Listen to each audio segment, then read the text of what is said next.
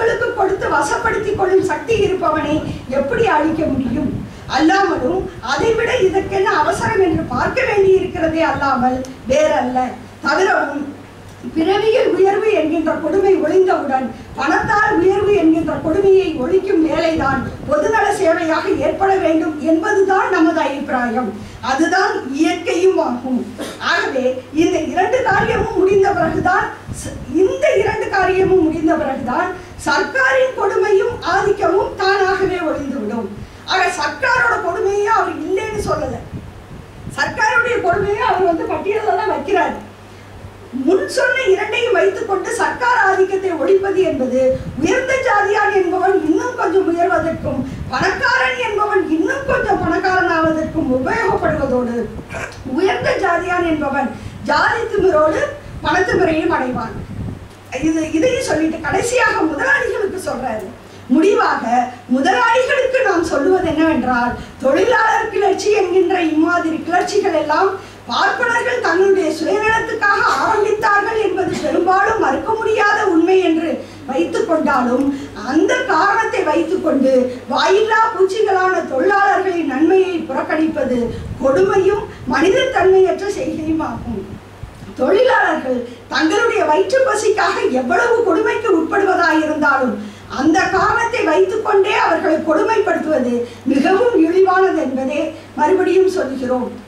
தொழிலாளர் என்கின்ற ஒரு கூட்டமும் அவர்களுடைய உழைப்பும் இல்லாவிட்டால் முதலாளிகள் எப்படி பணம் சம்பாதிக்க கூடும்? இந்த சமயம் தொழிலாளிகளை முதலாளிகளாய் இருப்பவர்கள் தோற்கடித்து விட்டாலும் அதன் பலனை எந்த விதத்திலும் முதலாளிகள் அடைந்துதான் தீர வேண்டும். வெறும் கோவில் கட்டுவதிலும் குளங்கள் வெட்டுவதிலும் பார்ப்பனர் காலில் பணம் கொட்டுவதிலும் மோட்சம் அடைந்து விடலாம் என்பது வடிகட்டின முட்டாள்தனமாகும். மோட்சம் என்பதாக வெகு சீக்கிரத்தில் உண்மையான தொழிலாளர் கிளர்ச்சி ஏற்பட போகிறது என்பதை முதலாளிமார்கள் ஞாபகத்தில் வைத்துக் கொள்ள வேண்டும். அந்த கிளர்ச்சியை பார்ப்பனர்களாவது சர்க்காரை கொண்டு முதலாளிமார்களாவது ஒரு காலம் ஏமாற்ற முடியாது என்பதையும் முதலாளிமார்களுக்கு அவர்களிடத்தில் நமக்குள்ள பற்றுதலினால் எச்சரிக்கை செய்கிறோம். ஆக இதில் அவர் எந்த தரப்பாரையும் விட்டு வைக்கல. அனைத்து தரப்பாரையும் அவர் கோடிட்டு காண்பித்து அவர்களுடைய நிலையிடம் இன்றைய தினம் என்ன நடந்து கொண்டிருக்கிறது, தொழிலாளர் அமைப்பு என்கின்ற பெயரால் என்ன நடந்து கொண்டிருக்கிறது, ஆனால் எதிர்காலத்தில் என்ன நடக்கக்கூடும், இன்று என்ன நடக்க வேண்டும் என்கின்ற விஷயங்களை மிக தெளிவாக அவர் எடுத்து வைக்கக்கூடிய தலைவராக நாம் இங்கு அவருடைய பங்களிப்பை நாம் பார்க்கின்றோம். இதற்கு அடுத்தபடியாக பார்த்தோம் அப்படின்னு சொன்னா இந்த 27, 28, 29 ஊடாடி நிற்கின்ற மிக முக்கியமாக பேசப்படுகின்ற இன்னொரு விஷயம் என்பது ஆங்கில அரசுகளினால் இந்த நாட்டிற்கு சுதந்திரம் வழங்குவதற்கு இந்த நாட்டுக்கு தகுதி இருக்கா இல்லையா என்பதை ஆய்வு செய்வதற்காக நாங்கள் அமைக்கிறோம் என்று சொல்லி அமைக்கப்பட்ட ராயல் கமிஷன், சைமன் கமிஷன் போன்ற கமிஷன்களை இந்திய அரசியல் எவ்வாறு எதிர்கொண்டது அப்படிங்கிறதும் அதில் பெரியார் அவர்களுடைய பங்களிப்பு என்ன அப்படிங்கிறதும் ரொம்ப முக்கியமான கருத்துக்களாக அங்கு வைக்கப்படுகின்றது. அந்த ராயல் கமிஷனை பொறுத்த வரைக்கும் பெரியார் அவருடைய அந்த கட்டுரை தொகுதிகளை நீங்கள் தொடர்ந்து படிச்சீங்க அப்படின்னு சொன்னால் அதில் முக்கியமாக சொல்லப்படுவது, முதல்ல அவர் சொல்றாரு கமிஷன் வரப்போகுதுன்னா கமிஷனை பற்றி முதல் அபிப்பிராயம் சொல்றாரு. இந்த கமிஷன்கள்னால எதுவும் பெருசாக நடக்க போறதில்லை. இந்த கமிஷன்கள் ஒவ்வொரு தடவையும் மீண்டும் பேரம் பேசுவதற்கும் மீண்டும் சில உத்தியோகங்களை உருவாக்குவதற்கும் தான் பயன்படும். அதனால இந்த கமிஷன்களை பற்றி நம்ம அவசரமா ஒன்றும் சொல்ல வேண்டிய அவசியம் கிடையாது அப்படின்னு சொல்றாரு. அதன் பிறகு இன்னொரு எச்சரிக்கை விடுறாரு, ஜஸ்டிஸ் கட்சியாருக்கு மற்ற விவரங்களுக்கு இன்னும் கொஞ்சம் எச்சரிக்கை விடுறாரு. அந்த எச்சரிக்கை என்ன சொல்றாருன்னா, நீங்க இப்போ எந்த கருத்தையும் சொல்ல வேண்டாம், நீங்க கொஞ்ச நாள் பேசாம இருங்க, அவங்க என்ன செய்யறாங்கன்னு பார்த்துக்குவோம். ஏன்னா எதுலையுமே பார்ப்பனர்கள் என்ன நிலைப்பாடு எடுக்கிறார்கள் என்பதை பார், அதன் பிறகு அதற்கு எதிரான நிலைப்பாடு என்பதுதான் பார்ப்பனர் அல்லாத மக்களுக்கான நலன் சார்ந்த நிலைப்பாடாக இருக்கும் என்கின்ற ஒரு புரிதலின் அடிப்படையில் அவர் அதனை எச்சரிக்கையாகவே கொடுக்கிறார். ராயல் கமிஷனையோ மற்ற கமிஷனையோ நீ வரவேற்கிறேன்னு சொல்லாத, வரவேற்கலைன்னு சொல்லாத, கொஞ்ச நாள் காத்திருன்னு. அதே போல அதன் பிறகு பார்ப்பனர்கள் இந்த கமிஷனை நிராகரிப்பது அப்படின்னு முடிவெடுத்த பிறகு அதுக்கு பிறகுதான் இவர் பேனா எடுத்து எழுத ஆரம்பிக்கிறார். எதுக்காக நிராகரிக்கிறார், நிராகரிக்கிறதுக்கு நீ சொல்ற காரணங்கள் என்ன? ஒண்ணு, நீ நம்ம சுதந்திரம் கேட்கணும், அவன்கிட்ட இருந்து தான் கேட்கும். ஆக விடுதலை கேட்கின்ற பொழுது நீ யார் எங்களுக்கு தகுதி இருக்கா, அதான நியாயம். நீ யார் எங்களுக்கு தகுதி இருக்கா இல்லையான்னு தீர்மானிக்கிறதுக்கு அதை நாங்கள் தீர்மானித்துக் கொள்வோம். எங்களுக்கு விடுதலை என்பது மட்டுமே நிபந்தனையாக இருக்கணும். உங்ககிட்ட எந்த ஒரு பேரமும் எங்களுக்கு இல்லை அப்படின்னு சொல்ற யோகியதை உனக்கு இருக்கான்னு கேட்குறேன். நீ அந்த யோகியதையோட இருந்துகிட்டு நீ இந்த கமிஷனை நான் நிராகரிக்கிறேன் அப்படின்னு சொன்னா அதை ஏத்துக்கலாம். ஆனா உன் யோகியதை என்ன, அவன் கொடுக்குற மந்திரி பதவியை ஏத்துக்கிற, அவன் கொடுக்குற உத்தியோகங்களை ஏத்துக்கிற, எல்லாத்தையும் ஏற்றுக்கொண்டு இந்த கமிஷனை மட்டும் ஏன் நிராகரிக்கிற? இந்த கமிஷன்ல எங்களுக்கு போதுமான பிரதிநிதித்துவம் இல்லைன்னு சொல்றேன். அதனுடைய இன்னொரு பேர் தானே எங்களுக்கு போதுமான, அதாவது எங்களுக்கான பார்கெயின் பண்றதுக்கான ஸ்ட்ரென்த் இல்லைங்கிறது தானே. அது பேரம் பேசுவதற்கான எங்களுக்கான பலம் இல்லைங்கிறது தானே. இது எப்படி சுயமரியாதையாகும்? இது எப்படி சுதந்திர போராட்ட உணர்வாகும்? சுதந்திரம் என்பது நம்ம வரலாற்றில் இன்னைக்கு வரைக்கும் பாட புத்தகத்துல காந்தி தாத்தாவும் நேரு மாமாவும் எங்களுக்கு போராடி வாங்கி கொடுத்துட்டாங்கன்னு போட்டு ஒரு மிகப்பெரிய ஒரு வரலாற்று பை. எத்தனை அவனே கமிஷன் போட்டு கொடுத்துருக்காங்க. அவனுக்கு விடுதலை கொடுக்கறத உனக்கு எப்படி கொடுக்கறது? நீ நிறைய பேர் இருக்கிற, நிறைய பேர் சண்டை போட்டுட்டு இருக்கிற, உனக்காக அவன் யோசிச்சிருக்கிறாங்க. அந்த வட்டமேஜ மாநாடு, காந்தியாருடைய அந்த உண்ணாவிரதம், அந்த விஷயங்களுக்கு போனால் இன்னும் நேரம் ஆகும். ஆனால் அதுலாம் அந்த அப்பொழுது அந்த தாழ்த்தப்பட்டவருக்கான அந்த தனித்தொகுதி இடஒதுக்கீட்டுக்காக ஆங்கிலேயர்கள் எழுதின கடிதத்தை இன்னைக்கு படிச்சு பார்த்தா கூட நான் எனக்கு ஒருவேளை தன்மானம் இல்லை, சுயமரியாதை இல்லைன்னு சொன்னாலும் பரவாயில்ல, மறுபடியும் ஆங்கிலேயனுக்கு தான் ஆளுற தகுதி இருக்குன்னு தைரியமா சொல்லலாங்கிற அளவுக்கு அந்த மக்களுக்கு இருந்த மனிதாயமான இன்னைக்கு வரைக்கும் உனக்கு இல்லையே. இன்னைக்கு சாதிவாரி கணக்கு நேர்மை இல்லையே உங்ககிட்ட. மனிதாயமான அப்புறம் இருக்கட்டும், உன்கிட்ட நேர்மை இருக்கா? எதையாவது சொல்லிட்டு செய்யறியா நீ? மகளிர் மாசம் இடஒதுக்கீடு மாசம் தான் எல்லாரும் சேர்ந்து நிறைவேற்றுறேன்னு இன்னைக்கும் செய்ய மாட்டேங்கிற. ஏன் செய்யணும்னு நினைச்சா செய்ய முடியாதா? எல்லாரும் என்ன தூக்கிட்டு போய் அங்க இருக்கிற பிரதம அமைச்சரையும் கவர்னர் எல்லாரையும் என்ன கொல்லவா போறாங்க? நிறைவேற்றினா ஒரு சட்டம் நிறைவேற்றினா இன்னைக்கு வரைக்கும் சாதிவாரி கணக்கெடுப்பு எடுக்கிறேங்கிற இன்னைக்கு வரைக்கும் வேலையை தொடங்கல. ஆக நேர்மை கிடையாது. ஆனால் அவர்கள் மிக நேர்மையாக இருந்திருக்கிறார்கள் எத்தனையோ விஷயங்கள்ல.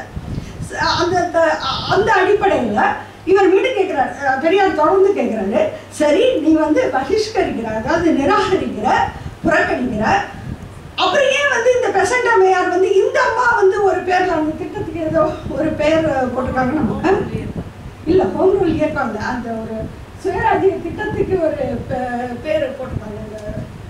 இந்த அம்மா ஒரு திட்டத்தை தயாரிச்சு, சுயராஜ்ய திட்டம் அப்படின்னு ஒரு திட்டத்தை தயாரிச்சு அதை பத்தியே அவர்களுக்கு சமர்ப்பிக்கணும். ஹோம் ரூல் இயக்கம் அவங்க இயக்கத்தினுடைய பெயர். எதற்காக அதை சமர்ப்பிக்கணும்? அவங்க கிட்டேயே, ஆங்கிலேயர்கள்டையே. அப்ப மட்டும் சுயமரியாதைக்கு பங்கம் வரலையா? நீயா ஒரு திட்டத்தை கொண்டு போய் இந்த திட்டத்தை நிறைவேற்றி கொடு. ஒருத்தரிலிருந்து விடுதலை கேட்டா நீ வெளியே போ, அது ஒண்ணுதானே உன் வார்த்தையா இருந்திருக்கணும். வெளியேறு, இது ஏன் நாடு, ஏன் உன்னால சொல்ல முடியல? ஏன்னு கேட்டா உனக்குள்ள நீ ஒரு நாடாக இல்லை, அதுதான் உண்மை. நீ ஒரு நாடாக இருந்திருந்தா அதை கேட்க முடியும், நீ கேட்க முடியல, அதானே உண்மை. அதனால அவனே மத்தியஸ்தம் பண்ணி வச்சு ஒரு ஏற்பாடு பண்ணி தான் கொடுத்துட்டு போக வேண்டியிருக்கு. அந்த அந்த ஏற்பாடாக தான் இந்த விடுதலை இயக்கம் அப்படிங்கிறவருடைய வரலாறே இருக்கு. முதல்ல அடிப்படையாக நம்ம சரித்திரத்தை பிள்ளைகளுக்கு ஒழுங்கா சொல்லிக் கொடுக்க பள்ளிக்கூட பாடப்புத்தகங்களை திருத்தினாலே ஒழிய இந்த தலைமுறைக்கு இப்படி கூட்டம் போட்டு 100 பேர்கிட்ட சொல்லி என்னைக்கு இந்த விஷயம் போறது? எனவே பாடப்புத்தகங்கள்ல உண்மையாவே விடுதலை போராட்ட வரலாறு என்னவாக இருந்தது, அது யார் யாரு என்னென்ன பங்கு பெற்றாங்க, முதல்ல உங்களுடைய விடுதலைக்காக இந்த ஆங்கிலேயர்கள் என்னென்ன வேலை பார்த்துருக்கிறாங்க, நீ வேலை பார்த்ததெல்லாம் அப்புறம் இருக்கட்டும். முதல்ல அவர்கள் எத்தனை கமிஷன் போட்டிருக்கான், அவன் எத்தனை சீர்திருத்தத்தை கொண்டு வந்திருக்கான், எத்தனை வேலை பார்த்துருக்கான், எத்தனை பேர்கிட்ட சமரசம் பண்ணி அவன் பஞ்சாயத்து பண்ணி விட்டுட்டு போயிருக்கான் அப்படிங்கிறதெல்லாம் நீங்க உட்காந்து நீங்க தனி புத்தகமா போட்டு படிக்கணும். இல்லைன்னா பிள்ளைங்களுக்கு நம்ம வீடுகளையாவது ஒரு புக்கு தனியாக இனிமேல் மறுபடியும் தொகுத்து எழுதி அதற்கு தான் இது மாதிரியான ஆவணங்கள் இன்னைக்கு இதை இப்போ குழந்தை எடுத்து விளையாட எடுத்து இது பண்ணும்போது நான் சொன்னேன், இல்லை இல்லை இது 2-3 தலைமுறைக்கு கொடுக்க வேண்டிய வரலாற்று புத்தகங்கள் இதையெல்லாம் பாதுகாத்து வைக்கணும்னு வீட்டில் சொல்லிக்கிட்டு இருந்தோம். அதனால முதல்ல இந்த மாதிரியான நூல்கள் நம்ம அனைத்து வீடுகளுடைய நூலகங்களில் கண்டிப்பாக இந்த தொகுதியாக புலத்தூர் மணியண்ணன் கொண்டு வந்த தொகுதியாக இருந்தாலும் சரி, பெரியாருடைய சுயமரியாதை பிரச்சார நிறுவன வெளியீட்டினுடைய நூல்களாக இருந்தாலும் சரி, ஐயா அணிமுத்து அவர்கள் வெளியிட்டிருக்கக்கூடிய தொகுதிகளாக இருந்தாலும் சரி, இவை அனைத்துமே நம்முடைய வீட்டு நூலகங்களிலே இடம்பெற்றிருக்க வேண்டிய வரலாற்று அப்படிங்கிறத நாம் முதலாவதாக புரிந்து கொள்ள வேண்டும். ராயல் கமிஷனை பொறுத்த வரைக்கும் அவர் அதை தான் கேட்குறாரு. நீ வந்து நிராகரிக்கிறேன்னு சொல்றியே, ஏன் நிராகரிக்கிற? நிராகரிச்சுட்டு நீ எதுக்கு ஒரு புதிய திட்டத்தை கொண்டு போய் கொடுக்குற? நீ என்ன கேட்குற? இந்தியர்களுடைய பிரதிநிதித்துவம் போதாதுன்னு சொல்ற. இந்தியருடைய பிரதிநிதித்துவம் போதாதுன்னு சொல்லி நீ யாரை இந்தியர்னு கொண்டு போய் நிறுத்துவ? எங்களுக்கு தெரியாதா? அந்த கமிஷன்ல இந்தியர்னு நீ யாரை கூட்டிட்டு போவ? அதில் வந்து எத்தனை பார்ப்பனர்களாக தான் இடம்பெற போறாங்க? வட்டமேஜை மாநாட்டில் வந்து நீங்க தாழ்த்தப்பட்ட ஒரு பிரதிநிதி இல்லைன்னு தாழ்த்தப்பட்ட ஒரு தலைவர்கள் 2 பேரும் உட்கார்ந்து சொல்லிக்கிட்டு இருக்கும் போதே காந்தியார் நான் தான் தலைவர்னு சொல்லிக்கிட்டார். அப்படிப்பட்ட ஆட்கள் இருக்கிற ஒரு நாட்டில் அப்போது அவருக்கு கொஞ்சம் கூச்சம் வந்திருக்கணும்ல. உட்கார்ந்து இன்னொருத்தர் ஒரு ஆள் எதுக்கு உட்காந்துக்கிட்டு நீங்க எங்க தலைவர் இல்லைன்னு சொல்லும் போது அவர் தான் தலைவர் என்று சொல்லக்கூடிய ஒரு நிலை இருக்கிற நாட்டில் அதை எப்படி ஏற்றுக்கொள்ள முடியும் என்பதாக அவர் அதில் வந்து எச்சரிக்கிறார். இது வந்து அவர்களுடைய நலனுக்கான ஒரு எதிர்ப்பு தானே ஒழிய இந்த நாட்டு மக்களுடைய எதிர்ப்புக்கான இல்லைன்னு சொல்லிட்டு அப்புறம் அவருடைய கட்டுரைகள்லாம் இந்த நாட்டினுடைய அவலங்களை நான் முடிச்சிடுறேன், கொஞ்ச நேரத்தில் முடிச்சிடுறேன். இந்த நாட்டினுடைய அவலங்களை பல்வேறு கட்டுரைகளை எழுதி இதனை சைமன் கமிஷனுக்கு சொல்லுன்னு சொல்றேன். எந்தெந்த இடத்துல பாகுபாடு இருக்கு, எந்தெந்த இடத்துல வந்து தீண்டாமை கொடுமை இருக்கின்றது, இப்படியாக அவர் எடுத்து சொல்லுகின்ற பல்வேறு கட்டுரைகளை நாம் பார்க்குறோம். நான் முதலே சொன்ன மாதிரி இது வந்து இவ்வளோ நேரத்துக்குள்ளார முடிக்கக்கூடிய ஒரு விஷயம் கிடையாது. ஒரு சில முக்கியமான விஷயங்களை நான் போட்டி காட்டுறேன். இதுக்கு மேலே நான் நேரம் எடுத்துக்கொள்வது வந்து நிச்சயமாக ஒரு சரியான காரியம் இல்லைங்கிறது எனக்கும் புரியுது. ஒன்றை சொல்கிறேன். இந்த 27லேருந்து முக்கியமான விஷயம் இதை நான் சொல்லலைன்னா என்ன தப்பாயிடும். பெண்கள் பிரச்சனையில் பெரியாருடைய மிகப்பெரிய இன்று வரை பெண்கள் இயக்கம் வந்தடையாத பல்வேறு இடங்களை 1927-29 காலகட்டங்களில் பெரியாருடைய சிந்தனை வந்தடைந்திருக்கிறது என்பதற்கு ஆதாரமான பல்வேறு கட்டுரைகள் இந்த தொகுப்பிலே தான் இடம்பெற்றிருக்கின்றன. பெண்ணின் அடிமையானால் நூல் தான் நம்ம அவருடைய மிகப்பெரிய ஒரு நூலாக இன்னைக்கு சொல்லுவோம். அந்த நூலுடைய கட்டுரைகள் எல்லாமே வந்து இந்த தொகுதியிலே தான் இடம்பெற்றிருக்கின்றன. அதனை நான் சொல்ல வேண்டும். சொல்லாமல் போனால் எனக்கு அது வந்து சரியான விஷயமாக இருக்காது. அந்த பெண்கள் விஷயத்துக்கான அவர் இன்னும் சொல்ல போனால்